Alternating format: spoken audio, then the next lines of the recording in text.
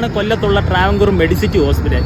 കുറേ ജീവനങ്ങളെ ഇരുമ്പ് കയറുകൊണ്ട് വരിഞ്ഞു മുറിക്കും കമ്പി വടിക്ക് തലക്കടിച്ചും കൊന്ന സംഭവത്തിനെ കുറിച്ച് എനിക്കുണ്ടായ അനുഭവങ്ങൾ നിങ്ങളുടെ അടുത്ത് പങ്കുവെക്കാമെന്ന് കരുതി.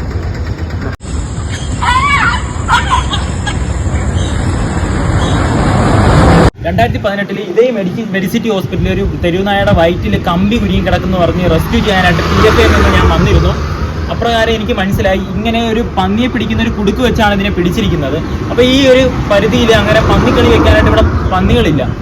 അന്ന് തന്നെ എനിക്കറിയാമായിരുന്നു മനഃപൂർവ്വം ആരാണ്ട ഇത് ചെയ്യുന്ന പ്രവൃത്തിയാണ്. ഒരു 1.5 ആഴ്ചയ്ക്ക് മുമ്പ് ഇതേ സെയിം സിറ്റുവേഷനിൽ ഇവിടെ നിന്നിരുന്ന ഒരു സ്റ്റാഫ് എന്നെ വിളിച്ചിട്ട് പറഞ്ഞ് ഇതേപോലെ ഒരു കമ്പി ഉരുങ്ങി കിടക്കുന്ന ഒരു കെട്ട് കമ്പി വയറ്റിൽ കുരുങ്ങി കിടക്കുന്ന ഒരു പട്ടിയുണ്ട്, റെസ്ക്യൂ ചെയ്യാനായിട്ട് വരാമോന്ന്. ഞാൻ വന്ന സമയത്ത് ആ ഡോഗ് ഇവിടെ എവിടെയും ഇല്ലായിരുന്നു. കുറേ അന്വേഷിച്ച് നടന്നു. ഞാൻ അന്ന് ഈ ഒരു കണ്ടന്റ് വീഡിയോ ആയിട്ട് എടുക്കണമെന്ന് പ്ലാൻ ചെയ്തിരുന്നു, എവിടെ നടക്കുന്ന ഈ കൃത്യങ്ങളെ കുറിച്ചിട്ട്. പക്ഷേ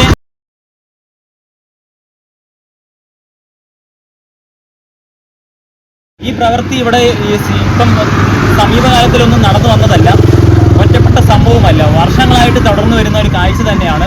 ഇവിടെ മാത്രമല്ല, ഈ മെഡിസിറ്റി ഹോസ്പിറ്റലിൽ മാത്രമല്ല, അസീസിയ മെഡിക്കൽ കോളേജിലും ഇതുപോലെ 2016 ഈ സെയിം സിറ്റുവേഷൻ ഞാൻ നേരിട്ടിട്ടുണ്ടായിരുന്നു. അവിടെ കുറേ ഡോഗ്സിനെ ഒരുമിച്ച് ഇവരെ വേറെ ജില്ലകളിൽ നിന്ന് ആളുകളെ കൊണ്ടുവന്ന് പിടിച്ച് അതിനെ കൊന്ന് കുഴിച്ചുമിടുന്ന സംഭവം ഞാൻ കേട്ടിട്ടുണ്ടായിരുന്നു.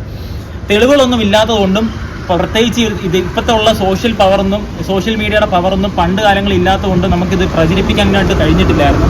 ഇതിന്റെ പാർശ്വഫലം അനുഭവിക്കുന്ന മറ്റാരുമല്ല, ഇവിടുത്തെ രോഗികളുടെ ബന്ധുക്കളും തന്നെയാണ്. കാരണം ഒരു ജീവൻ നിലനിർത്തുകയും സംരക്ഷിക്കേണ്ടതും ചുമതലയുള്ളതാണ് ആശുപത്രിയും ഡോക്ടേഴ്സും.